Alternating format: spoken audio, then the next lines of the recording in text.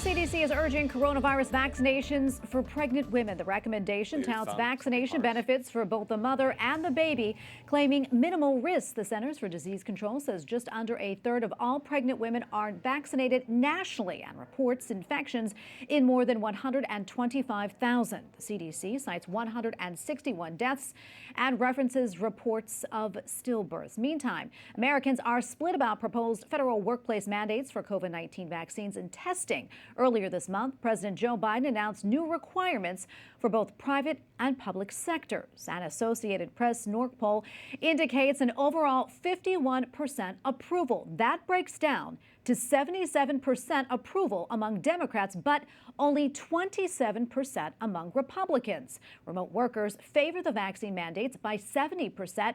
Only 46% of in-person workers approve. And joining me now to discuss this is Dr. Joseph Meaney, president of the National Catholic Bioethics Center. Dr. Meaney, great to have you on. Good to see you. Yesterday, we reported that more and more people are requesting religious exemptions from COVID-19 vaccine mandates.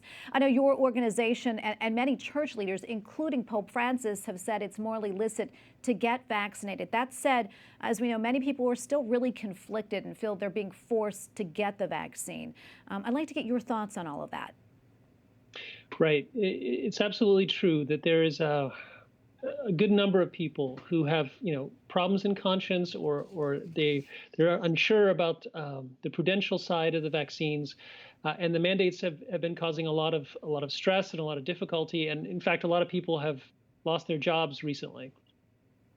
Yeah, and as you know, a number of lawsuits have actually been filed. Just this week, a Maryland woman sued the public school system that she works for, saying that getting COVID vaccine actually violates her religious beliefs. What do you think may happen in this case?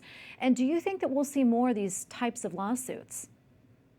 So I think a lot of individuals feel a little bit bulldozed by the vaccines and the mandates, in the sense that, they would want to have their consciences accommodated. And the sense is that, there are ways to achieve the public health gains that are required without necessarily forcing everyone to go against their consciences, if that's the case, and get vaccinated. And the weekly testing option, for instance, is one of those. So it does seem to me that there's a possibility to, accommodate what people believe, and at the same time achieve the kind of safety or public health goals that are also very good.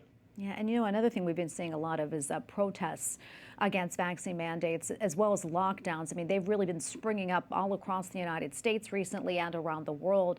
In fact, in Australia, ongoing protests against a strict mandate for workers have turned violent sometimes. And now officials are actually saying that residents in some places like Sydney who aren't vaccinated could be barred from certain social activities. And businesses in other areas in Australia have been told that they'll be fined if they provide services to those who are unvaccinated.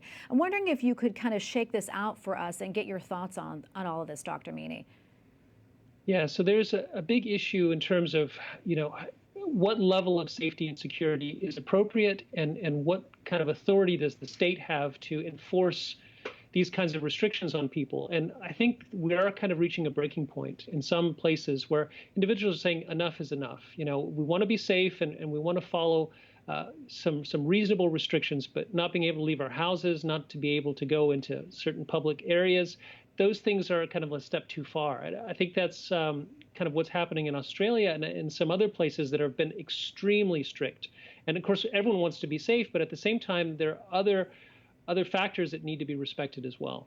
Absolutely. And some may say it's almost sort of scary, too. Where do you see all this going? I mean, there seems to be really a lot of division right now on this issue. Do you think there's a way that we can bridge these gaps? So one of the things I've been emphasizing a lot is just the need for charity and understanding, right? Reasonable people do come to different conclusions on some of these topics. And if we're, kind of screaming at each other, and not listening or trying to force or punish people, it just makes a bad situation worse. So I do think there's a need for a lot of understanding, empathy for where people's fears, but also people's beliefs, and to try and find mutually acceptable ways, nonpartisan things, but actually to accommodate what people believe, and to remain as safe as possible, but at the same time respecting other values and rights. And Dr. Meaney, before I let you go, wondering if you have any final thoughts on this issue. Yeah, I've always found that the pandemic has led to a lot of frustration, and understandably so. It's lasted for so long, and at the same time, there's a lot of hope. The rates of recovery are very good. New treatments are coming out. So I think we should be looking at the light at the end of the tunnel, rather than thinking we're perpetually going to be here. Hopefully, it's going to end soon. Yeah, I love that, and we all need hope. So thank you so much for ending on that note. We appreciate it. Dr. Joseph Meaney, president of the National Catholic Bioethics Center. Thank you again for your time. Thank you.